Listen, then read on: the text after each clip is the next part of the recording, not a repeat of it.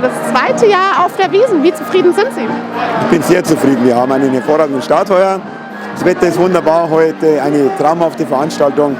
Da lacht das Wirteherz. Gibt es dieses Jahr irgendwas Neues im Zelt? Hat sich irgendwas verändert?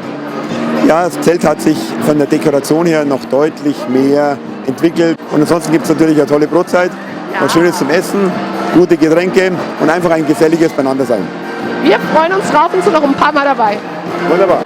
Wir wünschen euch von ganzem Herzen für die nächsten 16 Tage eine wunderschöne Wiesn mit einem tollen Wetter, mit viel Gemütlichkeit, mit viel Tradition und wir wünschen viel Frieden und das wünschen die Familie, das wünschen wir euch und wir wünschen uns alle wieder weiter. Auf die Wiesn bitte!